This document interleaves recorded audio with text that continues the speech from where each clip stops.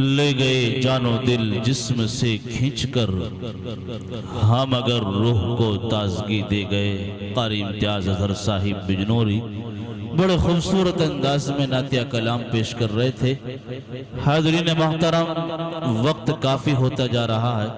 میں پھر ایک بار ان حضرات سے گزارش کر رہا ہوں جو حضرات باہر کھڑے ہوئے ہیں وہ پنڈال میں آ جائیں، اس لیے کہ جس خوبصورت منظر کو ہمیں دیکھنا ہے وہ بھی باقی ہے کہ جن بچوں نے اس ادارے سے قرآن کریم اپنے سینوں کے اندر محفوظ کیا ہے، ان بچوں کے سروں پر دستار فضیلت عطا کی جانی ہے، اور یہی عنوان ہے۔ اور آج کے اس خوبصورت پروگرام کے سجانے کا مقصد کہ ان بچوں کو مبارکبادی پیش کریں، اس لیے میری گزارش ہے باہر کھڑے ہونے والے حضرات سے وہ پروگرام کے اندر شرکت کر لیں۔ کہنے والوں نے بڑے اچھے انداز میں کہا کہ یقیناً اگر مائک والے چاہیں تو سب سے بڑے نیک بن سکتے ہیں، اس لیے کہ یہ شروع سے لے کر آخر تک پروگرام سنتے ہیں۔ تو میں نے حنان بھائی سے بات کی، کہنے لگے انشاءاللہ آئندہ پروگرام میں داڑھی کچھ نہ کچھ ضرور ملے گی، اور انشاءاللہ امید ہے۔ آئیے حاضرین، ہمیشہ کی طرح جن الفاظ کے ساتھ عصر حاضر کے بہترین ابھرتے ہوئے مقرر کو دعوت دیتا ہوں، اسی انداز انہی الفاظ کے ساتھ کہ جن پر نازہ و شرافت، ان کا انداز، ان کا لب و لہجہ، ہزاروں کے مجمع کو سنجیدگی بخشنے والا عظیم مقرر مفتی محمد خالد صاحب دامت برکاتہم العالیہ، جو میرٹھ کی سرزمین سے طویل سفر کرنے کے بعد آپ کے دیار میں تشریف لا چکے ہیں۔ گزارش کر رہا ہوں اس تمہید کے ساتھ کہ بہاریں جن کی آمد پر صدا خوشیاں مناتی ہیں، وہ جن راہوں سے آتے ہیں وہ راہیں مسکراتی ہیں، وہی اب روبرو ہوں گے ہمارے دیکھنا یارو، فضائیں جن کے انداز بیاں پر جھوم جاتی ہے۔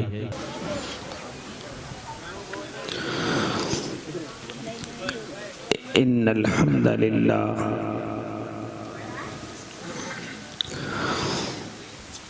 الحمد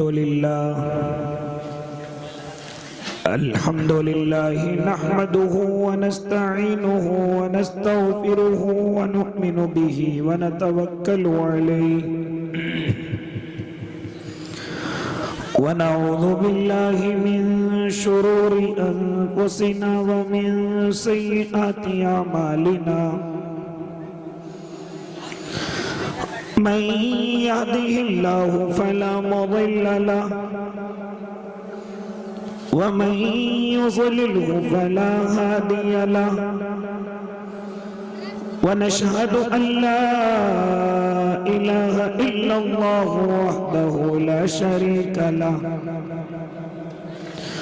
ونشهد أن سيدنا وحبيبنا وشفيعنا وسندنا ومولانا محمد أرسله بالحق بشيرا ونذيرا وداعيا إلى الله بإذنه وسراجا منيرا وصلى الله تعالى على خير خلقه محمد وعلى آله وأصحابه وأزواجه وذرياته وسلم تسليما كثيرا كثيرا أما بعد فأعوذ بالله من الشيطان الرجيم بسم الله الرحمن الرحيم وما أرسلناك إلا كافة للناس بشيرا ونذيرا وقال تعالى وما أرسلناك إلا رحمة للعالمين وقال النبي صلى الله عليه وسلم لا يؤمن أحدكم حتى أكون أحب إليه من والده وولده والناس أجمعين صدق الله العظيم وصدق رسوله النبي الكريم ونحن على ذلك من الشاهدين والشاكرين والحمد لله رب العالمين۔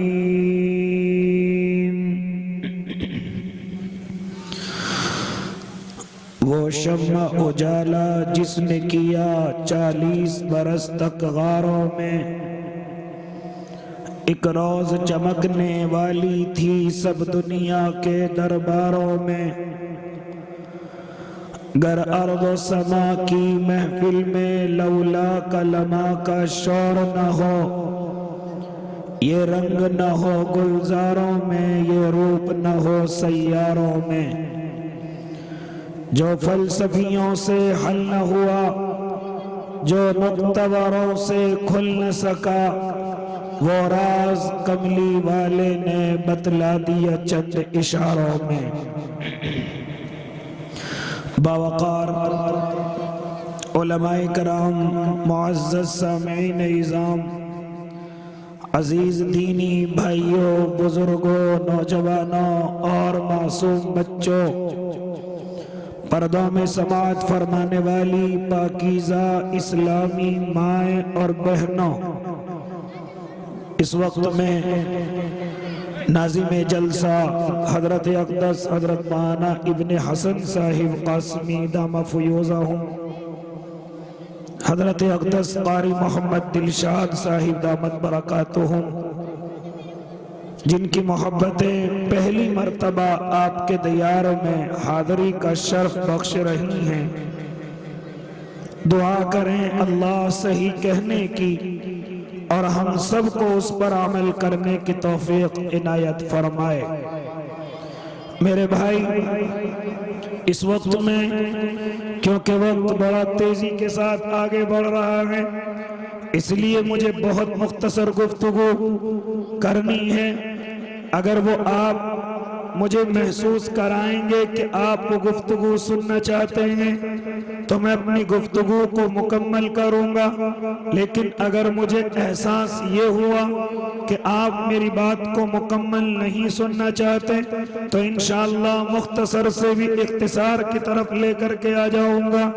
اس لیے جتنے آپ بیٹھے ہوئے ہیں میری طرف متوجہ رہیں، انشاءاللہ العظیم وقت متعینہ پر اپنی گفتگو کو مکمل کر دوں گا۔ اے اللہ کے نیک بندے، ذرا غور کر اور اللہ کی نعمتوں کا احساس اپنے دل کے اندر لے کر کے آ جا۔ اللہ رب العزت کی کتنی نعمتیں تو صبح سے لے کر شام تک اور شام سے لے کر کے صبح تک کتنی استعمال کرتا ہے۔ اسی طریقے سے ایک بڑی نعمت پوری دنیا کے انسانوں کے لیے، خالی مسلمانوں کے لیے نہیں بلکہ پوری دنیا کے انسانوں کے لیے وہ نعمت ہے میرے اور آپ کے آقا محمد عربی صلی اللہ علیہ وسلم۔ جانتے ہو میرا اللہ اس زمین پر مبعوث کر رہا ہے اور ساتھ میں کہہ رہا ہے وَمَا أَرْسَلْنَاكَ إِلَّا رَحْمَةً لِلْعَالَمِينَ۔ اے نبی جی، ہم نے آپ کو رحمت بنا کر کے بھیجا ہے تمام عالموں کے لیے۔ تمام عالموں سے مراد کیا ہے؟ اس وقت میں اس تفصیل میں جانے کا موقع نہیں، اس سے اللہ نے مخلوقات مراد لی ہیں یا میرے اللہ نے اس عالم کی طرح اور بھی عالم بنائے ہیں، یہ الگ چیز ہے۔ میں اس تفصیل میں جانا نہیں چاہتا، لیکن صرف اتنا کہنے لگا میرے اللہ نے عالموں کا لفظ استعمال کیا۔ اگر میں یہ کہوں کہ میرے محبوب تمام مخلوقات کے لیے رحمت بن کر کے آئیں گے تو یقیناً مبالغہ نہیں، یہ یقیناً حقیقت اور سچ ہے، سچ اور صادق ہے، کیونکہ میرے اور آپ کے آقا کے آنے سے پہلے ذرا پوری دنیا پر غور کرو، ذرا مؤرخین سے معلوم کرو اور ذرا معلوم کرو اے اللہ کے نیک بندو، میرے آقا کے آنے سے پہلے اس زمین کے حالات کیا ہیں، اس زمین کا نظام کیا ہے، اس زمین کے چلانے والے کیسے ہیں، ذرا معلوم کرو۔ ارباب سیاست کیسے ہیں ذرا معلوم کرو، غلاموں کی حالت کیسی ہے، کمزوروں کی حالت کیسی ہے، مظلوموں کی حالت کیسی ہے، غریبوں کی حالت کیسی ہے، یہاں تک کہ پردے میں بیٹھی ہوئی اے میری بہنوں ذرا معلوم کرو، میرے اور آپ کے آقا کے آنے سے پہلے اس زمین پر عورتوں کی حالت کیا ہے، تو یقیناً مؤرخین قلم اٹھائیں گے اور کہیں گے پورا نظام بگڑا ہوا ہے، تمام نظام سنبھالنے میں نہیں آتا، یہاں تک کہ انسانیت اس وقت میں سسک کر کے یہ انتظار کر رہی تھی یا تو ہم دنیا سے چلے جائیں، اب اس زمین پر غلاموں کا رہنا مشکل ہے، اس زمین پر اب غریبوں کا رہنا مشکل ہے، اس زمین پر اب عورتوں کی قدر نہیں، یہاں تک کہ انسانیت سسک کر کے دم توڑ چکی تھی اور پوری دنیا کا شیرازہ بکھر چکا تھا۔ ایسے وقت میں میرے اللہ کو اس زمین پر ترس آیا، ان مخلوقات پر ترس آیا اور اپنے پیارے محبوب میرے اور آپ کے آقا محمد عربی صلی اللہ علیہ وسلم کو اس زمین پر بھیجا، ورنہ انسانیت اس وقت میں دم توڑ چکی تھی۔ اے اللہ کے نیک بندوں، غریبوں کا کوئی سہارا نظر نہیں آ رہا تھا، مظلوموں کا کوئی ساتھ دینے والا اس زمین پر نہیں تھا۔ اے اللہ کے نیک بندوں مجھے کہنے دو، عورتوں کا کوئی عزت و وقار اس زمین پر نہیں تھا، لیکن جیسے میرے اور آپ کے آقا محمد عربی صلی اللہ علیہ وسلم اس زمین پر تشریف لائے ہیں، سب سے پہلے غریبوں کو سینے سے لگایا، کمزوروں کو سینے سے لگایا۔ اے غریبوں یہ نہ سمجھنا تمہارا اس زمین پر کوئی مسیحا نہیں ہے، محمد عربی ہاں سب سے پہلے غریبوں کو اپنے سینے سے لگائے گا، کمزوروں کو سینے سے لگائے گا، غلاموں کو آزادی دلائے گا، مظلوموں کی آواز بن کر کے کھڑا ہوگا، یہاں تک کہ عورتوں کے لیے اعلان کر چکا ہوگا اے امت محمدیہ کی جیالیو، یہ نہ سمجھو کہ تمہاری قدر و منزلت کم ہے، اب اسلام اس زمین پر آ چکا ہے، پوری دنیا کو باخبر کیا، پوری دنیا میں اعلان کر دیا اور فرمایا میرے آقا نے خبردار جو اب تک عورت کی ناقدری کرتے تھے، محمد عربی جس دین کو لے کر کے آئیں گے اب اس عورت کی ناقدری صحیح نہیں جائے گی، بلکہ اعلان کر دیا اے دنیا کے انسانوں سن لو اور بالخصوص اسلام کے پابند ہونے والوں ذرا کان کھول کر کے سن لو، اگر یہ عورت تمہاری ماں ہے تو اس کے قدموں کے نیچے جنت ہے، اگر یہ عورت تمہاری بہن ہے اور بھائی اپنی بہن کا خیال کرتا ہے اس کے لیے جنت واجب ہے، اگر یہ عورت تیری بیٹی ہے اور باپ اپنی بیٹی کی پرورش کرتا ہے اس کا نکاح کر کے ودا کرتا ہے، فرمایا وہ جنت میں میرا اس طرح ساتھی ہے، اگر یہ عورت تیری بیوی ہے یہ تیرے پیروں کی دھول نہیں، یہ تیری غلام نہیں، یہ تیری نوکر نہیں، ہاں فرماتے تھے میرے اور آپ کے آقا یہ تیری مشیر ہے، یہ تیری معین ہے، یہ تیری شریک حیات ہے، یہ تیری دوست ہے، یہاں تک فرماتے تھے اور قرآن کی آیت کی تلاوت کرتے تھے ہن لباس لکم وانتم لباس لہن، یہ میرے اور آپ کے آقا کے اعلانات تھے،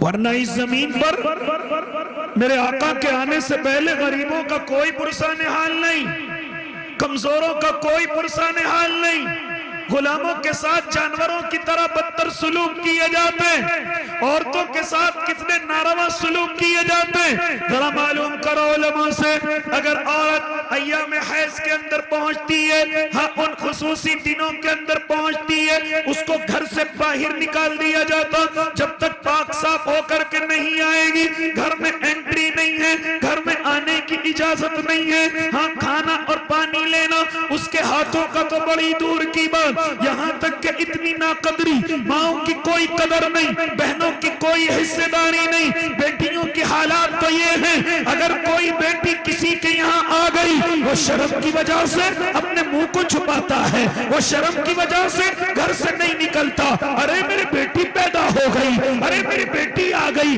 وہ اپنے گھر سے نہیں نکلتا تھا۔ لیکن میرے آقا کو اللہ نے 4 بیٹیاں عطا فرمائی، میرے آقا نے بیٹیوں سے محبتوں کا اظہار فرمایا اور اعلان فرمایا، او لوگوں اگر کسی کے 4 بیٹیاں ہیں، 4 ہیں یا 3 ہیں یا 2 ہیں یا 1 بیٹی ہے اور کوئی اس کی پرورش کرتا ہے اور اس کے نکاح کے انتظامات کرتا ہے، اس کے حقوق ادا کرتا ہے، وہ جنت میں میرا ساتھی ہے، وہ جنت میں میرے ساتھ رہے گا۔ یہ میرے اور آپ کے آقا اعلان کر کے گئے۔ غریبوں کا کیا ہوا؟ غریبوں کو میرے آقا نے سینے سے لگایا، کمزوروں کو سینے سے لگایا، اور خالی لگایا نہیں بلکہ اعلان فرماتے تھے، اے صحابہ کی جماعت، اے امت محمدیہ، اگر تم اپنے اندر سے تکبر کو ختم کرنا چاہتے ہو تو غریبوں کو سینے سے لگاؤ، کمزوروں کو سینے سے لگاؤ۔ فرماتے تھے اگر تم یہ چاہو کہ تم تکبر سے بری ہو جاؤ تو غریبوں کو سلام کرو، غریبوں سے مصافحہ کرو، غریبوں سے معانقہ کرو۔ فرماتے تھے میرے اور آپ کے آقا، ارے جن کو تم غریب کہتے ہو، جن کو تم کمزور سمجھتے ہو، فرماتے تھے انہی کے صبر کی وجہ سے اللہ مالداروں کو روزی عطا کرتا ہے، انہی کے صبر کی وجہ سے اللہ تمہیں کاروباری ترقی عطا کرتا ہے۔ اس لیے غریبوں سے بچ کر کے نہ چلا کرو، کمزوروں سے بچ کر کے نہ چلا کرو، کمزوروں سے اپنی جیبیں نہ چھپایا کرو، اپنے آپ کو نہ چھپایا کرو۔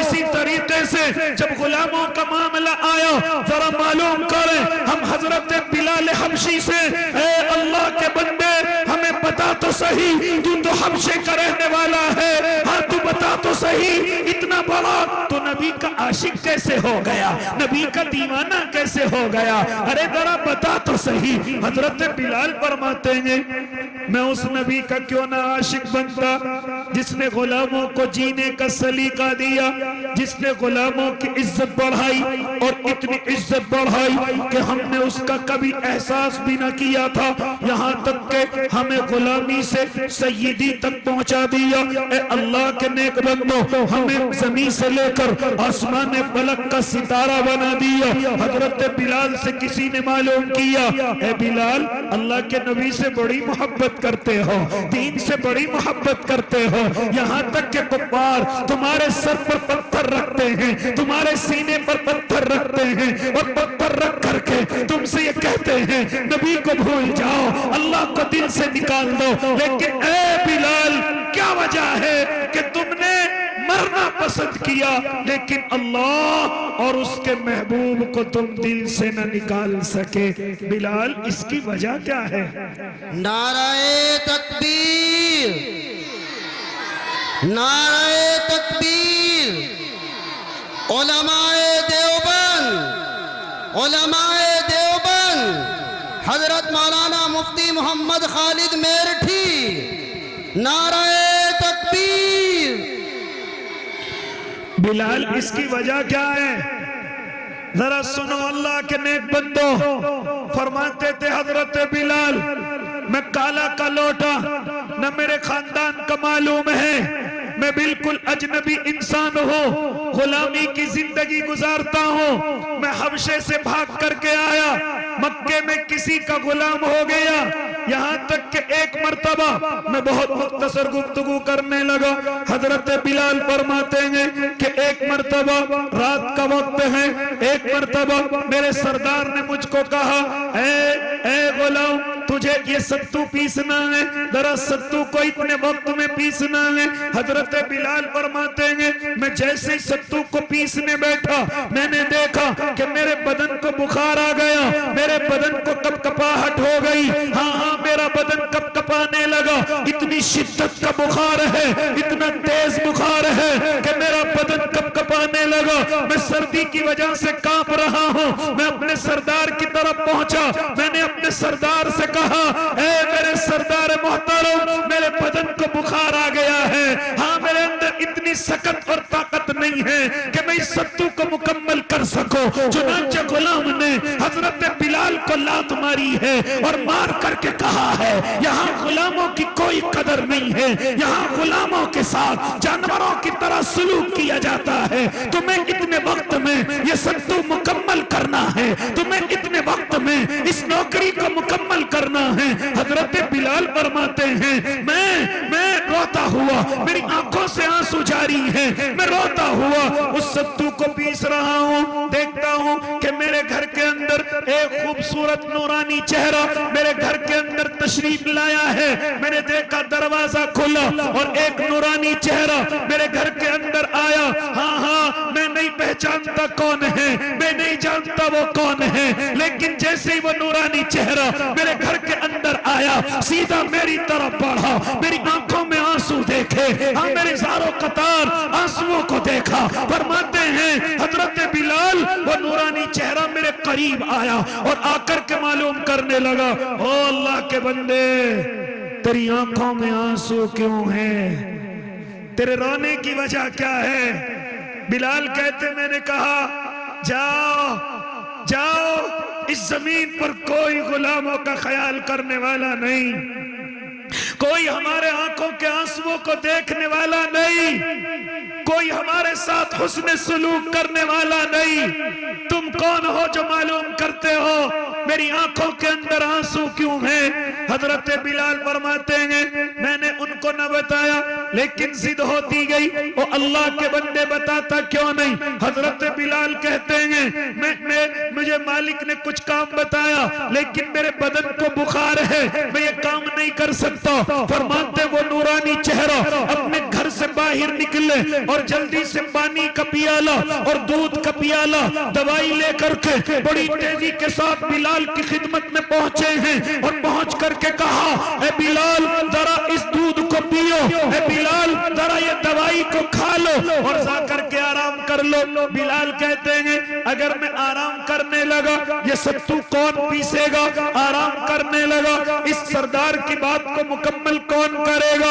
وہ نورانی چہرہ کہتا ہے جاؤ تم آرام کرو یہ کام میں کروں گا۔ چنانچہ بلال کہتے ہیں وہ ستو پیستے گئے، ایک وقت ہو گیا پیستے چلے گئے، دوسرا وقت ہو گیا، تیسرا وقت ہو گیا، یہاں تک کہ میرے بدن کا بخار کم ہوا، میرے بدن کی حرارت کم ہوئی۔ میں اٹھ کر کے آیا اور آ کر کے کہا اے محسن انسانیت کون ہو غلاموں کی خبرگیری کرنے والے، کون ہے غلاموں کی؟ ہاں ارے جانے سے پہلے اے نورانی چہرے مجھے اپنا نام تو بتا کر کے چلا جا۔ بلال کہتے ہیں ارے جب انہوں نے نام بتایا وہ نام کوئی اور نہیں، کہتے ہیں میں محمد عربی صلی اللہ علیہ وسلم ہوں۔ یہ نہ کہنا اس زمین پر کوئی غلاموں کا ہمدرد نہیں ہے۔ نعرہ تکبیر! تمہارا تو نعرہ بھی بڑا پھسپھسا تھا، بلند آواز کے ساتھ کہہ دو نعرہ تکبیر! علماء دیوبند حضرت مولانا مفتی محمد خالد میرٹھی، نعرہ تکبیر! اے اللہ کے نیک بندو، حضرت بلال کہتے ہیں ایسے محبوب کا کیوں نہ عاشق بنو، ایسے محبوب کا کیوں نہ دیوانہ بنو، کیوں نہ اپنی جان نچھاور کر دو کہ جنہوں نے غلاموں کو سلیقہ اور عزت بخشی ہو۔ کون عزت کرتا تھا زمین پر؟ فرماتے تھے یہیں تک بس نہیں، ذرا سنو اللہ کے نیک بندو، فتح مکہ کا موقع ہے، میرے اور آپ کے آقا فتح مکہ کے وقت میں خانہ کعبہ کے قریب پہنچے اور اس وقت میں فتح کا اعلان کا طریقہ اذان دی جاتی ہے، اللہ کے نام کو بلند کیا جاتا ہے، مکہ فتح ہو گیا۔ اب میرے اور آپ کے آقا فتح کی اذان دینے کا ارادہ کرتے ہیں، صحابہ میں دیکھتے ہیں یہ اونچا کام کس سے لو، ذرا دیکھو تو صحیح یہ فتح کی اذان کون دے گا؟ اللہ کے نبی نے تمام صحابہ پر نظر ڈالی جو تمام کے تمام لائنوں میں کھڑے ہوئے ہیں، میرے آقا کی نظر حضرت ابو بکر پڑی لیکن ہٹ گئی، حضرت عمر پر پڑی ہٹ گئی، حضرت عثمان پر پڑی ہٹ گئی، حضرت علی سے گزرتی ہوئی صحابہ کو دیکھتی ہے، لیکن ذرا دیکھا کہ میرے صحابہ کے پیچھے ہاں ایک کالا کلوٹا کھڑا ہوا ہے جس کو اندازہ بھی نہیں ہوگا کہ اتنا اونچا کام اس سے لیا جائے گا۔ میرے اور آپ کے آقا محمد عربی حضرت بلال کو اشارہ کرتے ہیں اور اشارہ کر کے اپنے پاس بلاتے ہیں اور بلا کر کے کہتے ہیں اے بلال آج تجھے پتہ کی اذان دینی ہے، آج تجھے اللہ کا نام بلند کرنا ہے۔ حضرت بلال کی آنکھوں میں آنسو، یہ غلام ان بڑے چودھریوں کے سامنے کہاں اتنے اونچے کام کو انجام دے گا؟ وہاں صحابہ موجود ہیں، وہاں کفار موجود ہیں، وہاں بڑے بڑے سردار موجود ہیں۔ چنانچہ فرماتے ہیں حضرت بلال کو حکم ہوا اے بلال ذرا کعبے کی چھت پر چڑھو، ذرا کعبے کی چھت پر پڑھو۔ حضرت بلال اپنے جوتوں کو اتارتے ہیں، میرے آقا فرماتے ہیں بلال یہ کعبہ تیرے جوتوں سے خوبصورت نہیں ہے، یہ بلال تیرے جوتوں سے افضل نہیں ہے، ذرا جوتے سمیت چڑھ جاؤ۔ حضرت بلال چڑھنے لگتے ہیں، ہائٹ کم ہے چڑھا نہیں جاتا۔ راوی بیان کرتے ہیں میرے آقا اپنے کندھوں کو پیش کرتے ہیں اور کہتے ہیں بلال میرے کندھوں پر قدم رکھو اور کعبے کی چھت پر چڑھ کر رب کا نام بلند کر دو، رب کا نام بلند کر دو۔ اے اللہ کے نیک بندو، یہاں تک کہ مکے کے بڑے بڑے چودھری کہہ رہے تھے اتنی عزت غلام کو دی جا رہی ہے، کاش اس دن کے آنے سے پہلے ہم اس دنیا سے رخصت کیوں نہ ہو گئے، ہم یہ کیوں دے کریں؟ غلاموں کو اتنی عزت کیوں دی جا رہی؟ یہ غلام تو جانوروں سے زیادہ سلوک کے لائق ورنہ تھے، لیکن اتنی عزت کیوں دی جا رہی؟ اے اللہ کی نیک بندیوں ذرا سنو، میرے اور آپ کے آقا محمد عربی صلی اللہ علیہ وسلم کے آنے سے پہلے تمہاری کوئی قدر نہ تھی۔ میری بہن بیٹھی ہوئی ہے، ذرا سن سکو تو سنو توجہ کے ساتھ۔ آپ کی اللہ کے نبی کے آنے سے پہلے اس زمین پر کوئی قدر نہیں۔ ماں کیا ہوتی ہے دنیا نہ جانتی تھی، بہن کیا ہوتی ہے دنیا کو معلوم نہ تھا، بیٹی کیا ہوتی ہے دنیا کو معلوم نہ تھا۔ وہ تو اپنی ذلت کی چیز سمجھتے تھے، ہاں اپنی نامردی کی چیز سمجھتے تھے کہ اگر کسی کے گھر میں بیٹی ہو وہ اپنے آپ کو ذلیل سمجھتا تھا، بیویوں کی کوئی قدر نہیں۔ لیکن جیسے ہی میرے اور آپ کے آقا محمد عربی آئے، اعلان کیا اے انسانوں سنو، اگر یہ عورت تمہاری ماں ہے تو اس کے قدموں کے نیچے جنت ہے، ذرا خدمت کر کے جنت حاصل کرو۔ اللہ کے بعد درجہ تمہارے ماں اور باپ کا ہے، ان کی خدمت کر کے اپنے اللہ کو راضی کرو۔ یہاں تک کہ اے اللہ کے نیک بندو، جب میرے اور آپ کے آقا کی والدہ اس دنیا سے رخصت ہو گئی تھی تو آپ محبت میں کبھی کبھی قبر سے لپٹ کر کے اپنے آنسو بہایا کرتے تھے۔ ماں کے تعلق سے بڑی گفتگو ہوتی ہے، لیکن مختصر یہ اگر اللہ کو راضی کرنا چاہتے ہو تو ان ماؤں کی قدر کرو، ان ماؤں کی عزت کرو۔ اللہ کی قسم جتنی پریشانی یہ اٹھاتی ہے اس زمین پر کوئی انسان تمہارے لیے نہیں اٹھا سکتا۔ اسی طریقے سے اے اللہ کے نیک بندو، ذرا مجھے گفتگو کسی اور معاملے میں تھوڑی طویل کرنی ہے، وہ یہ ہے کہ میرے آقا کے آنے سے پہلے ان بہنوں کی کوئی قدر نہیں تھی، ان بہنوں کی کوئی قدر و منزلت نہ تھی، لیکن جیسے ہی میرے اور آپ کے آقا آئے سب سے پہلے رب کا فرمان سنایا، رب کا فرمان بتایا، یوصیکم اللہ فی اولادکم للذکر مثل حظ الانثیین۔ اے اللہ کے نیک بندے، جب تو وصیت کرنے لگے، جب تو وصیت کرے تو تیرے حصے میں تیری بیٹیاں بھی ہیں، ان کو نہ بھول جانا، اپنی وصیت سے ان کو نہ نکال دینا۔ یہ جتنا مال تو چھوڑ کر کے جا رہا ہے اس میں حصہ تارے بیٹوں کا نہیں بلکہ بیٹیوں کا بھی ہے، بہنوں کا بھی ہے۔ فرماتے تھے میرے اور آپ کے آقا، اور خالی فرماتے نہیں بلکہ عمل کر کے دکھایا۔ ذرا سنو اللہ کے نیک بندو، ایک مرتبہ میرے اور آپ کے آقا آقا محمد عربی صلی اللہ علیہ وسلم غزوہ بنو مستلق سے واپس آئے ہیں بڑا مال غنیمت اکٹھا ہوا ہے. اس غزوے میں اللہ کے نبی کو تقریباً 12,000 بھیڑ بکریاں، تقریباً 6,000 اونٹ اور تقریباً 100 خاندان اللہ کے نبی کے سامنے غلام بنا کر کے لائے گئے. علماء فرماتے ہیں اگر ہم ایک خاندان سے 5 قیدی بھی مان لیں تو تقریباً 500 انسان اللہ کے نبی کی خدمت میں قید کر کے لائے گئے، قیدی بنا کر کے لائے گئے. غزوہ بنو مستلق کا موقع ہے. میرے اور آپ کے آقا صحابہ میں مال غنیمت تقسیم کر رہے ہیں.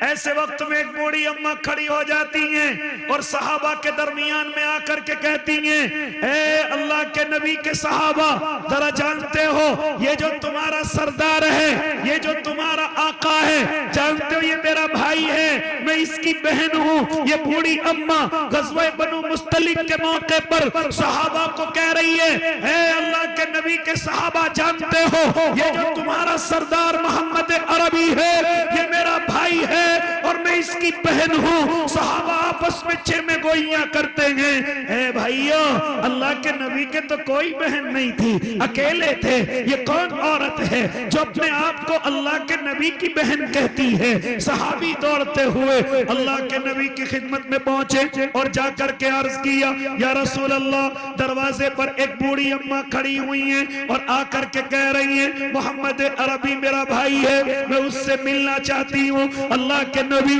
اپنے خیمے سے باہر آئے، خیمے سے نکل کر کے آئے، دیکھا کہ واقعی میں ایک بوڑھی اماں کھڑی ہوئی ہیں. اللہ کے نبی نے آ کر کے کہا ہاں کون ہو؟ اتنا کہتے ہی اماں کی آنکھوں میں آنسو آ گئے اور فرمانے لگی اے محمد بھول گئے، اے محمد بھول گئے، اے محمد یاد کرو وہ زمانہ جب تمہاری عمر 2 یا 2.5 سال ہے، میں تمہیں کبھی کبھی جنگل میں لے جایا کرتی تھی، بکریاں چرانے کے لیے تمہیں اپنے ساتھ رکھتی تھی، بھیڑیوں سے بچا کر کے رکھتی تھی، کبھی کبھی تمہارے چہرے کو دیکھنے کے لیے انسانوں کی بھیڑ لگ جاتی تھی، میں تمہیں اپنے دامن میں چھپا لیا کرتی تھی، اتنی محبت تم سے کرتی تھی. اے محمد عربی بھول گئے؟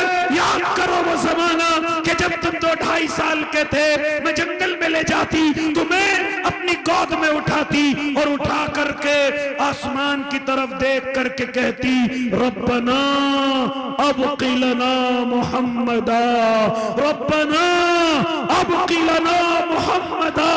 اے میرے رب، میرے محمد کو باقی رکھنا، اس کے کردار کو باقی رکھنا، اس کی سرداری کو باقی رکھنا. اے محمد، تم نے بچپنے میں میرے ایک جگہ کاٹ بھی لیا تھا، موجود ہے.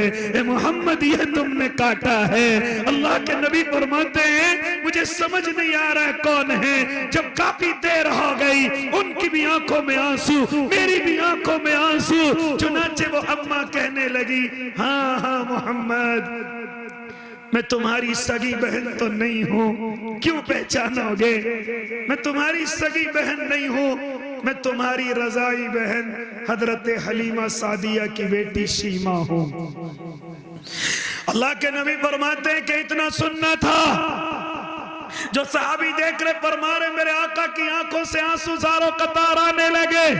فرماتے ہو میری بہن، فوراً اپنی کملی کو اتارتے ہیں. جس کملی کے سائے کے لیے انسان تو کیا فرشتے بھی ترستے ہو، اس کملی کو اتار کر کے محمد عربی نے زمین پر بچھایا ہے اور صحابہ سے کہتے تھے او میرے صحابہ، ذرا دیکھو میری بہن میرے دروازے پر آئی ہے، ذرا دیکھو ارے میری لاڈلی میرے دروازے پر آئی ہے، ذرا دیکھو اے میرے صحابہ. ایسے خوش ہو رہے تھے جیسے کوئی گمشدہ چیز مل گئی ہو. اللہ کے نبی اپنی کملی کو اٹھا زمین پر بچھاتے ہیں اور حضرت شیمہ کو کہتے ہیں او میری بہن وہاں کھڑی مت ہو، آ محمد عربی کی کملی پر بیٹھ جا، آ تجھے بیٹھنے کی اجازت ہے. حلیمہ کی بیٹی شیمہ کہتی ہے اے محمد عربی، کہاں میرا اتنا وزن اور کہاں تمہاری یہ کملی؟ میری اتنی اوقات نہیں، میری اتنی طاقت نہیں کہ تمہاری کملی پر بیٹھوں. ذرا سنو کیا فرمایا تھا میرے اور آپ کے آقا نے. فرمایا تھا اے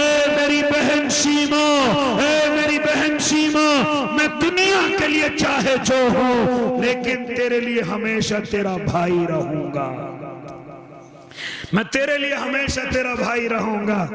اے شیما، اگر تم چاہو تمہارے لیے خیمہ تیار کرا دوں، اے میری بہن شیما تم کہو تو غلاموں کو تمہاری خدمت کے لیے لگا دوں، باندیوں کو تمہاری خدمت میں پیش کر دوں۔ اے میری بہن اب میرے پاس سے جانا نہیں ہے، اب مجھے چھوڑنا نہیں ہے، میری بہن شیما میرے ساتھ رہے گی۔ لیکن حضرت شیما فرماتی ہیں اے محمد عربی، اس وقت میرے آنے کی وجہ یہ نہیں میں اپنے آپ کے پاس رہنے کے لیے نہیں، بلکہ میرے آنے کی وجہ اصل یہ ہے کہ جو ابھی قیدی قید کر کے لائے ہیں ان میں میرا شوہر آ گیا ہے، اگر آپ کو اچھا لگے تو میرے شوہر کو چھوڑ دیجئے۔ جانتے ہو میرے آقا صحابہ کی طرف متوجہ ہوئے اور فرمایا اے میرے صحابہ کیا کہتے ہو؟ صحابہ عرض کرتے ہیں اے اللہ کے نبی آپ خود مختار ہیں، آپ جو چاہیں فیصلہ کریں، ہم تمام صحابہ کو منظور ہے۔ ذرا سنو میرے آقا کا، بہن کی حفظائی میں، بہن کی حوصلہ افزائی میں، بہن کی حمایت میں میرے آقا کا وہ تاریخی اعلان آج بھی سیرت کی کتابوں میں موجود ہے۔ فرماتے تھے میرے آقا پھر میرے صحابہ سن لو، آج میری بہن دروازے پر آئی ہے، آج میری بہن کے صدقے ہاں انسان نہیں بلکہ جو 12,000 بھیڑ بکریاں ہیں آزاد کر دی جائیں، 6,000 اونٹ ہیں آزاد کر دیے جائیں۔ آج میری بہن کا شوہر آیا ہے، خالی شوہر نہیں بلکہ تمام غلاموں کو میری بہن کے شوہر کے صدقے آزاد کر دیا جائے۔ یہ ہیں میرے اور آپ کے آقا، اور اعلان فرماتے تھے اور لوگوں زندگی کے کسی بھی حصے میں چاہے تم کتنے مالدار ہو جاؤ، کتنے بڑے بن جاؤ، کتنے طاقتور بن جاؤ، لیکن زندگی کے حصے میں اگر بہن تمہارے دروازے پر آئے تو اس کی آنکھوں سے آنسو نہ آنے دینا، اس کے پلے کو نہ پھیلنے دینا، اس کی زبان سے نکلنے سے پہلے اس کے سوال کو پورا کر دینا۔ یہ ہیں میرے اور آپ کے آقا، ورنہ کون جانتا تھا بہنوں کی قدر کو، کون جانتا تھا بہنوں کی عزت کو؟ اے اللہ کے نیک بندو، اسی لیے میرے اللہ نے بھی فرض قرار دے دیا جو مال تیرا باپ چھوڑ کر کے گیا ہے، او بھائیو یہ سارا مال تمہارا نہیں بلکہ اس میں آدھا حصہ تمہاری بہن کا ہے۔ اگر تمہارے حصے میں 1,00,000 روپے آ رہے ہیں، تمہاری بہن کے حصے کے بھی 50,000 ہیں، اس کے حق کو مت دباؤ، اس کی زمین کو مت دباؤ۔ یہ نہ سمجھو ہماری بہن اچھے گھر کی ہو گئی، یہ نہ سمجھو ہماری بہن معاف کرنے والی ہے، کچھ نہیں۔ پہلے حصے تقسیم کرو، جتنا حصہ اپنا لو اس کا آدھا بہن کو دے دو، بہن چاہے کتنی مالدار ہو۔ یہ نہ سمجھنا ہم نے اس کو جہیز میں دے دیا، یہ نہ سمجھنا ہم نے اس کی پیسوں سے شادی کی ہے، نہیں، جہیز میں وراثت نہیں لگے گی، یاد رکھنا نقدی نہیں لگے گی، وہ پیسہ نہیں لگے گا۔ جب وراثت تقسیم ہوگی تو ایک حصہ بھائی کا اور اس میں آدھا حصہ بہن کا ہوگا۔ اگر مسلمان تو یہ کرتا ہے تو کامیاب ہے، اور اگر نہیں کرتا تو مجھے کہنے دیجئے تو اپنی بہن کے حقوق کو دبانے والا ہے، تو اپنی بہن کی زمین کو دبانے والا ہے۔ اس لیے اے اللہ کے نیک بندو، میرے آقا کے آنے سے پہلے ان بہنوں کی کوئی قدر نہیں، میرے آقا کے آنے سے پہلے ان بہنوں کی بچیوں کی کوئی قدر نہیں، بیٹیوں کی کوئی قدر نہیں، یہاں تک کہ اگر کوئی مطلقہ ہو جاتی اس سے کوئی نکاح کرنے کے لیے تیار نہیں، اس کو کوئی اپنے نکاح میں لانے کے لیے تیار نہیں۔ ہاں ہاں، ارے تم عرب کی بات کرتے ہو، جس زمین پر بیٹھے ہوئے ہو ذرا معلوم کرو پرانے بزرگوں سے، یہ تمہیں بتائیں گے جب شوہر کا انتقال ہو جاتا اور اس کو اگنی کے اندر رکھا جاتا، اس کی چتا کو جلایا جاتا، ہم نے یہاں تک سنا کہ اس کی بیوی کو زندہ اسی میں رکھا جاتا تھا۔ یہ اس زمین کا قانون ہے، جس زمین پر میں اور آپ بیٹھے ہوئے ہیں کوئی مطلقاؤں کا حقدار نہیں، کوئی مطلقاؤں کو قبول کرنے والا نہیں۔ ہاں ہاں، جس کی عمر زیادہ ہو جائے، وہ عورت مطلقہ ہو جائے، اس کو کوئی اپنے حصے میں لانے والا نہیں۔ لیکن میرے آقا نے جب سب سے پہلا نکاح فرمایا تو ایسی عورت سے فرمایا جو میرے آقا سے 15 سال بڑی ہے اور دو شوہروں سے فارغ ہو کر کے آ چکی ہے۔ وہ کون ہے؟ حضرت خدیجۃ الکبریٰ رضی اللہ تعالی عنہ. کیسی قدر فرمائی. آج تو اگر بیوی 2 سال بڑی آ جائے، 3-4 سال بڑی آ جائے، ہم ماں باپ کا جینا حرام کر دیں. یہ بوڑھی میرے پلے باندھی.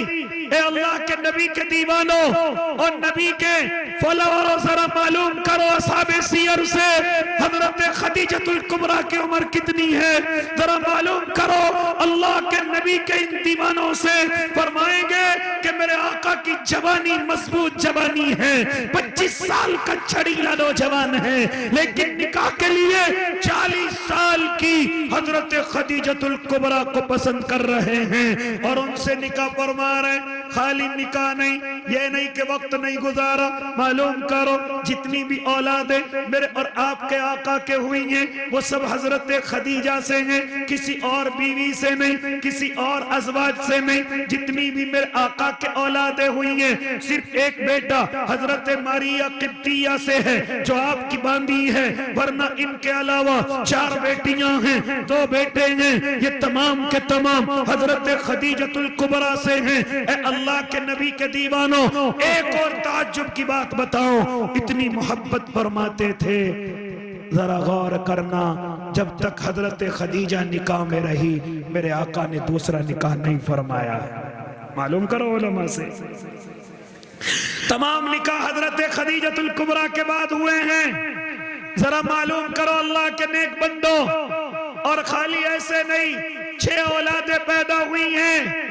جب دنیا سے رخصت ہو گئی تھی تو کبھی کبھی میرے اور آپ کے آقا حضرت خدیجہ کی یاد میں جانور کو پکڑتے تھے، ذبح کرتے تھے، اور جتنی بھی حضرت خدیجہ سے ملنے والی سہیلیاں ان کے گھروں میں محبت کرنے والی ہوتی تھی، میرے اور آپ کے آقا گوشت کی ڈھیریاں لگاتے اور تمام گھروں کے اندر حضرت خدیجہ کی دنیا سے جانے کے بعد ان کی محبت میں بھیجا کرتے تھے. اے اللہ کے نیک بندے، کہاں تک گفتگو کروں؟ مفتی طیب صاحب تشریف فرما ہے، ذرا سن اللہ کے نیک بندے کتنی محبت فرماتے تھے. فرماتی حضرت عائشہ ایک مرتبہ میرے پاس لیٹے ہوئے ہیں، آرام فرما رہے ہیں، کسی نے کنڈی کھٹکھٹائی، کسی نے آ کر کے ہمارے گھر کا دروازہ بجایا.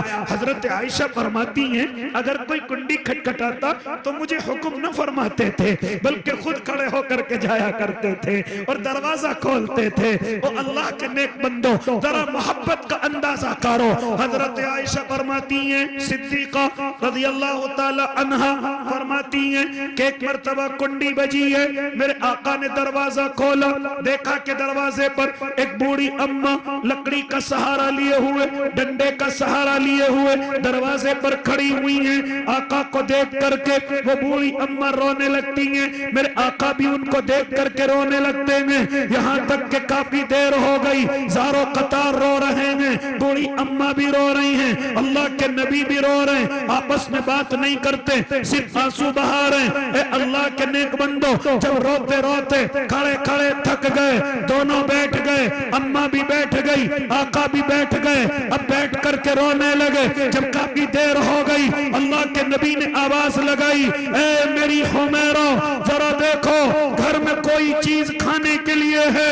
حضرت عائشہ صدیقہ فرماتی ہیں میں گھر کے اندر گئی، میں کچھ کھجورے لے کر کے آئی، میرے آقا نے اس اماں کو پیش کر دیے. جب وہ کھجور لے کر کے فارغ ہو گئی، اب دوسری آواز لگائی اور فرمایا، اے حمیرہ، اے میری عائشہ ذرا دیکھو تمہارے کچھ کپڑے رکھے ہوئے ہوں گے، تمہارے کچھ پرانے یا تمہارے اپنے کپڑے رکھے ہوئے ہوں گے، ذرا ان کو لے کر کے آؤ. حضرت عائشہ فرماتی ہیں میں اپنے کپڑے لے کر کے گئی، میرے آقا نے وہ کپڑے اس بوڑھی اماں کو دے دیے، میری ہمت نہ ہوئی. اے اللہ کے نبی، اے میرے محبوب، آخر یہ عورت کون ہے جس کی اتنی قدر کر رہے ہو، آنسو بہا رہے ہو؟ چنانچہ فرماتی ایک مرتبہ موقع ملا، میں نے معلوم کیا اللہ کے نبی وہ عورت کون تھی اتنی قدر فرما رہے تھے، وہ عورت کون تھی؟